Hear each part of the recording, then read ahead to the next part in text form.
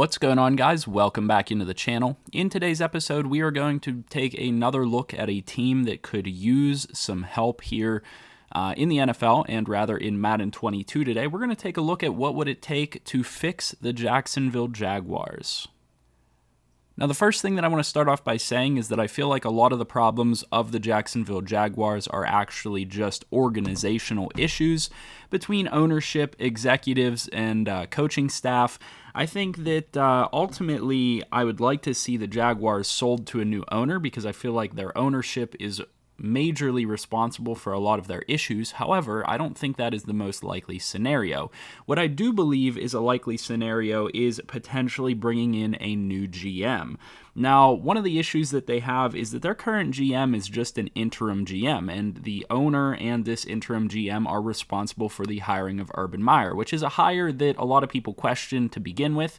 He has had numerous issues in recent years. It's not a hire that I would have made, especially if I'm trying to make my team into something serious, especially after, knowing that we have the top pick in the draft and have a shot at a potential all-star quarterback, or rather Pro Bowl quarterback, for future years. And so the first thing that I would do as the new owner, or rather the current owner of the Jacksonville Jaguars, to fix their situation is I would bring in a new GM. Now, there are various different GM candidates out there that I think would be very effective choices to run the Jaguars organization. It's going to take, in my opinion, bringing in a very strong-willed, down-to-business type of GM, somebody that is not going to, let the owner make all of the decisions, like hiring an Urban Meyer, for example. And so a couple of the top candidates in my dream scenario for the Jaguars would be Nick Caserio, Patriots Director of Player Personnel. Now, he did just recently, I believe, sign a multi-year contract with them. If the Jaguars could somehow find a way to pull somebody like that from the Patriots organization, I think that would set them on the right path. Or I think Omar Khan, no relation to Jaguars owner Shahid Khan from what I can tell, Omar Khan, who is the president of football and business administration for the Pittsburgh Steelers, I believe that he would be a fantastic option to run the Jaguars organization. He is somebody that has a ton of experience in a very solid organization, much like the candidate from the New England Patriots organization.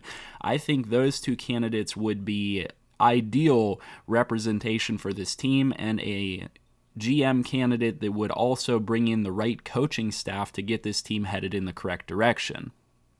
Now, the next thing up after that is, after we bring in a new GM, we also have to bring in a new coaching staff. One of the things that I think was a huge mistake, obviously, and I've already talked about this, was bringing in Urban Meyer.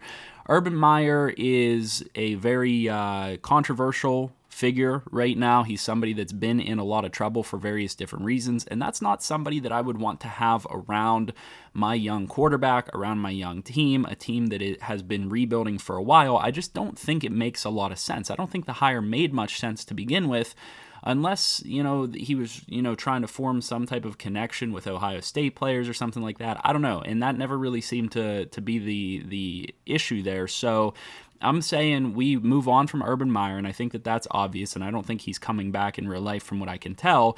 I think one of the other big issues here is the schemes that are being run currently by the Jacksonville Jaguars, and that is directly due to the staffing changes. So the first thing to talk about here in regards to that is this team is not a spread style of offense. This is a team that should be a run-first offense based on having actually a pretty solid offensive line and a breakout running back, especially after drafting Travis Etienne as well. I know that he got hurt, but they have the potential here to be a very, very good team running the football and allowing some of the weight to be lifted off of their young quarterback's shoulders.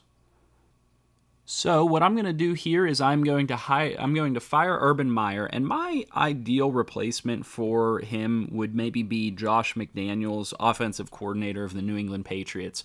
The New England Patriots organization is an organization that understands how to utilize their own talent as a team. They understand what they have. They don't try to fit a square peg into a round hole. That's something that I say all the time on this channel. That is something that I am a huge proponent of, is adapting to what you actually have in front of you and utilizing them appropriately. Trying to fit the player personnel that they have here for the Jaguars, trying to fit these players into a spread offense and a 3-4 defense is just simply not going to cut it. So we fire Urban Meyer. You can insert any veteran head coach that is going to bring in a strong-willed presence, that's going to be able to get this team on the right track, that's going to be able to run the football, and going to be able to run a 4-3 defense, and I think that we're going to have them on the right path. So from a head coach perspective, I don't think that we're going to have any realistic options out here, but what I'm going to do is I'm going to go ahead and hire one of these guys and then put us into a position to also talk about our coordinators. So I just hired this guy, Emmanuel Ortega. We can, talk about any number of head coaching candidates that potentially fit this bill. Obviously, I don't necessarily want to run with the Philadelphia playbooks, but I think a vertical zone run scheme is accurate to what this team is going to be successful with, and a 4-3 under scheme also very accurate to what this team can be successful with on the defensive side of the ball. Likewise, then, we also have to bring in offensive and defensive coordinators that are going to be able to do that type of offense and defense for us. And so on the defensive side of the ball, we need to bring in somebody that can run a 4-3 scheme. Now, there are a lot of coaches out there that can potentially do this for this. You could talk about some of the successful teams out there in the league that run those types of things. We could go with, I would say maybe this Scott Anderson would be a good option, and then, that's a 3-4, but we're looking for a successful 4-3. We're only going to have one option here.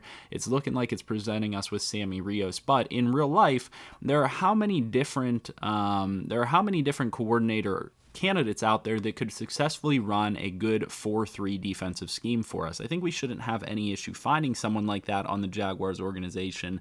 And that's the main key there. On the offensive side of the ball, it's about finding somebody that can run the ball, somebody that can do, various different things. From this perspective, his vertical zone run scheme, this guy is going to match up. Nick Gregory's going to match up with our head coach. So we're going to run a vertical zone run with a 4-3 defense, and that's going to set us on the right path as an organization, because we have a lot of the player personnel, or rather I should say players. I keep saying player personnel. We have a lot of the players in place to utilize these schemes the way they need to be done, and we can get ourselves into a winning position without having to do a lot of moves to the actual structure of the team.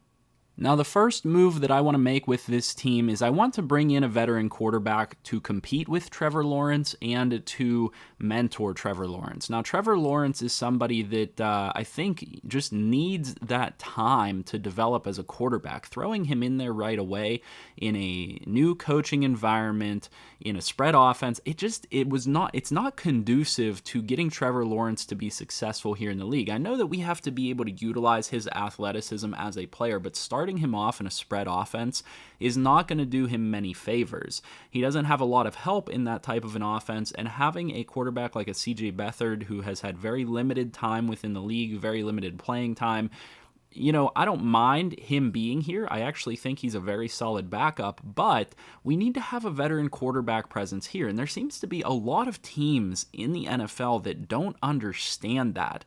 You take a look at any number of teams that have been successful in developing their quarterbacks into elite quarterbacks in the NFL, and they all have a veteran quarterback present on the roster at the time of developing that quarterback. You can talk about a Ben Roethlisberger, a Drew Brees. You could talk about Patrick Mahomes even has a veteran quarterback there on the roster for a couple of seasons now, helping him out. Somebody that has been around for 13 years in the league, helping him develop into the quarterback that he needs to be. Not having that is putting these young quarterbacks in the NFL in bad situations.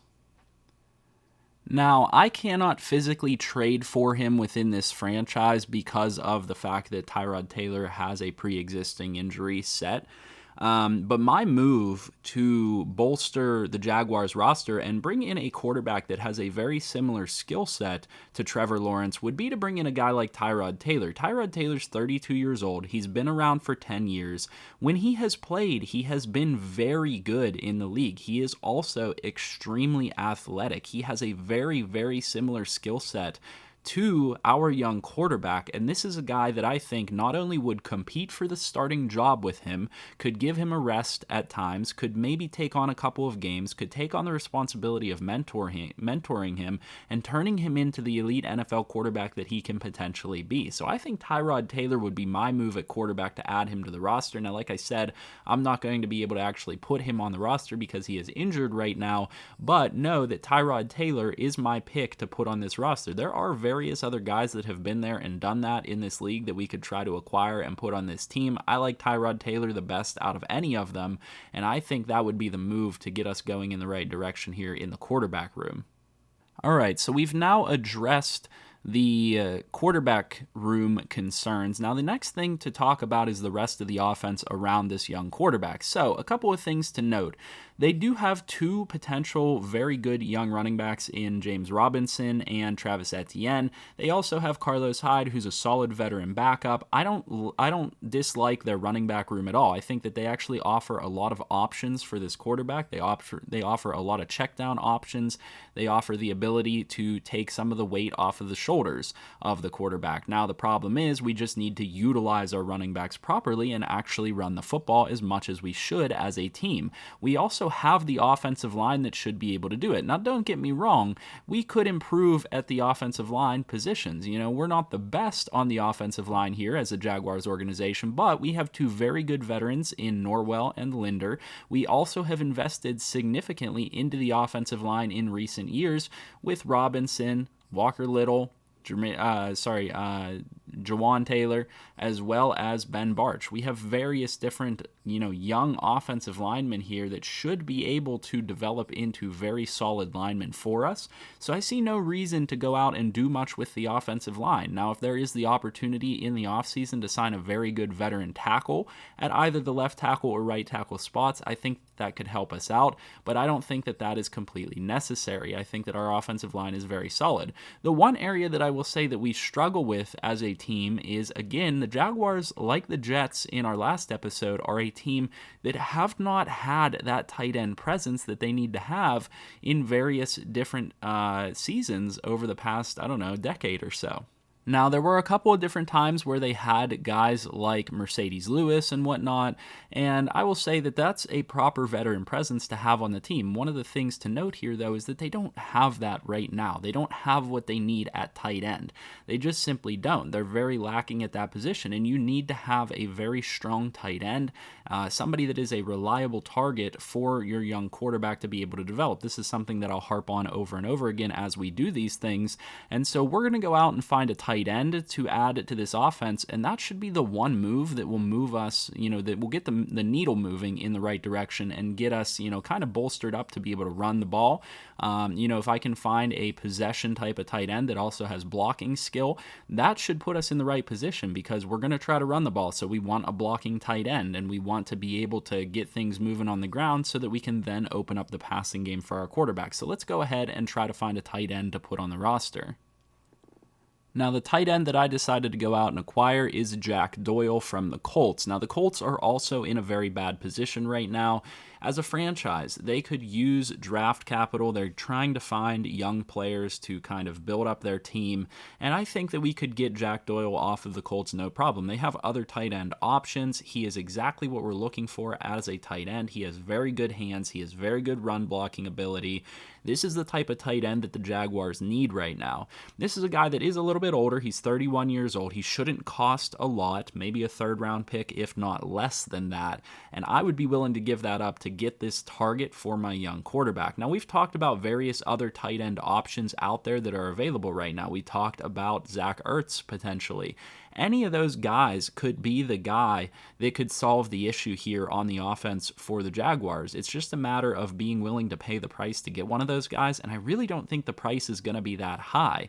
I don't know why the Jaguars haven't made a move like this already. I don't know if maybe they have drafting a tight end in mind. I don't know if they really like what they have in a guy like Dan Arnold or various other players on the roster. I don't love any of the tight ends that they have on the roster, so I would go out and get an established veteran like a Jack Doyle or a Zach Ertz or a Hayden Hurst and put yourself in a position to have better success here. Now, that's really all we have to do on the offensive side of the ball. Let's go ahead and take a look at the defensive side of the ball.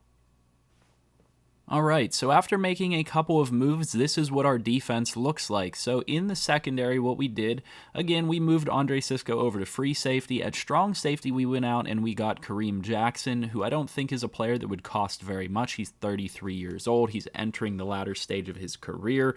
The Broncos aren't in a very good situation right now. This is a guy that I think we could bring in as a veteran presence to teach up the secondary here.